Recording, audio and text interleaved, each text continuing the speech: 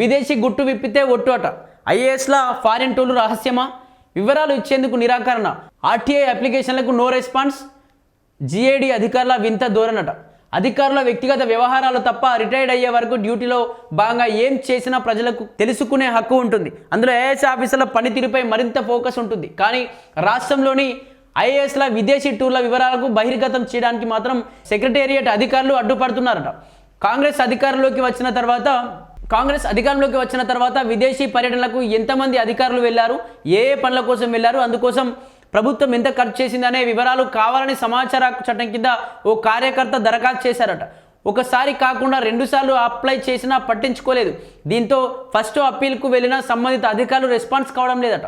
అయితే అధికారులు నిజంగా ఐఏఎస్ ఆఫీసర్లైనా, ఐపీఎస్ ఆఫీసర్లైనా, పోలీస్ ఆఫీసర్లైనా అందరూ బతికేది కావచ్చు, లేకపోతే అందరూ వాళ్ళ యొక్క జీతాలు తీసుకునేది ఎవరి నుంచి వచ్చేటువంటి డబ్బులు, ప్రజల నుంచి వచ్చేటువంటి పనుల ద్వారా ప్రజల యొక్క జీతగాలుగా వ్యవహరించాలి. ఐఏఎస్ ఆఫీసర్లైనా సరే, ఐఏఎస్ కావచ్చు, ఒక క్యాడర్ నుంచి వచ్చినటువంటి వ్యక్తి కావచ్చు, ఎంత క్యాడర్ నుంచి వచ్చినా నీకు వచ్చేటువంటి ఆ లక్షల జీతాలు ఏవైతే ఉన్నాయో ప్రజలు ఇచ్చేటువంటి సొమ్ము. ఖచ్చితంగా ప్రజలు ఆర్టీఐ చేసినా స్పందించాలి, ప్రజలు క్వశ్చన్ చేసినా మీరు మాట్లాడాలి, స్పందించాలి. లేకపోతే మీరు జాబులు వదిలేసి కూలీ పని చేసుకోవచ్చు. ఎందుకంటే మిమ్మల్ని పోషిస్తూ ఉన్నారు. మీరు వాళ్ళ యొక్క పనులు, వాళ్ళ యొక్క కష్టార్జితాన్ని మిమ్మల్ని జీతగాళ్ళు పెట్టుకొని మీ జీతం చేస్తూ ఉన్నారు. ఒక ఉపాధి కూలీలుగా పనిచేస్తూ, వాళ్ళ యొక్క బీడీ కార్మికులుగా పనిచేస్తూ, వాళ్ళు రకరకాల వృత్తుల్లో వాళ్ళు పనిచేస్తూ వాళ్ళ యొక్క చెమటను, వాళ్ళ యొక్క రక్తాన్ని దారపోస్తూ మీకు జీతాలు ఇస్తూ ఉన్నారు. కాబట్టి ఖచ్చితంగా ఆర్టీఐ స్పందించాల్సిందే. ఖచ్చితంగా స్పందించని ఎడలా మీకు చేత కాకపోతే దిగిపోయి కూలీ పని చేసుకోవాలని చెప్పేసి కూడా మేము కూడా కోరుతా ఉన్నాం. అదేవిధంగా దీనికి సంబంధించి అధికారులు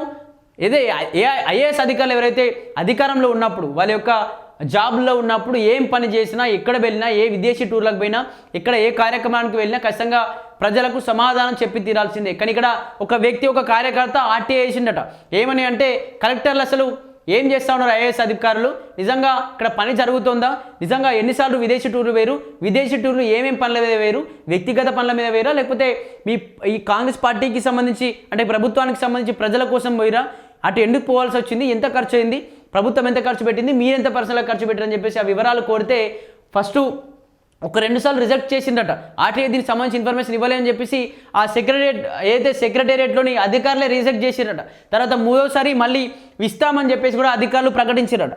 నిజంగా బాసుల మెప్పు కోసమైనా వివిధ ప్రభుత్వ కార్యకలాపాల కింద ఐఏఎస్ అధికారులు ఫారిన్ ట్రిప్స్కు వెళ్ళడం సహజం. కొందరు ఏడాదిలో ఒకసారి వెళ్తుంటే మరికొందరు ఏడాదిలో 5 సార్లు వెళ్ళిన సందర్భాలు కూడా ఉంటాయి.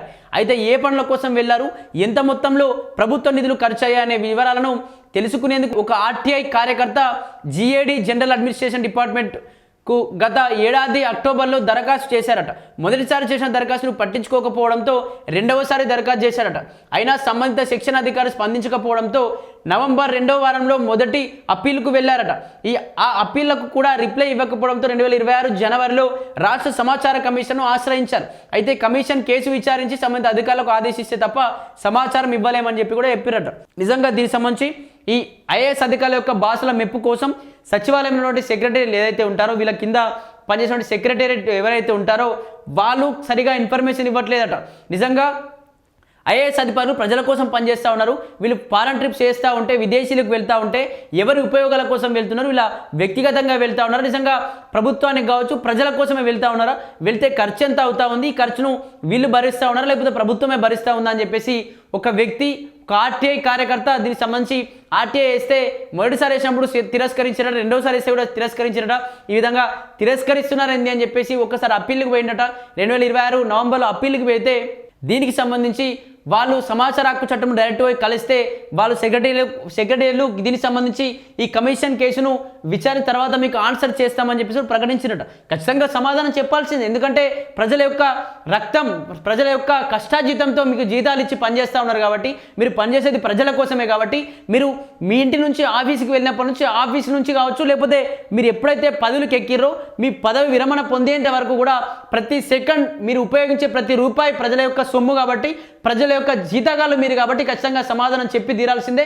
సమాధానం చెప్పకపోతే ఆ యొక్క జాబ్ నుంచి రిజైన్ చేసి ఏదైనా కూలీ పనికి వెళ్తే, లేకపోతే ఉపాధి హామీ పనులు చాలా పెద్ద ఎత్తున కేంద్రం తీసుకొచ్చింది రామ్జీ పేరుతో. ఆ ఉపాధి హామీ పనులు దాదాపు ఈ రోజుకు ఒక 200 చొప్పున సంపాదించుకోవచ్చు. మరి ఆ ఉపాధి హామీ పనులకు వెళ్తే కూడా మరి బాగుంటుంది. ఎందుకంటే వాళ్ళ యొక్క కష్టం తెలియాలంటే, ప్రజల యొక్క రక్తం ఏ విధంగా పోసి మీకు జీతాలు ఇస్తున్నో తెలియాలంటే ఉపాధి హామీ పనులు కావచ్చు, లేకపోతే ఒక్కసారి పోయి ఆ పొలంలో ఒడ్లు చెక్కితే తెలుస్తుంది. ఖచ్చితంగా మారాల్సిందే. మార్పు రాకపోతే ఖచ్చితంగా ఈ యొక్క జాబ్లను వదిలేసి మీరు కూలీ పనికి వెళ్ళాల్సిందే అని చెప్పేసి కూడా మేము కూడా కోరుతా ఉన్నాం.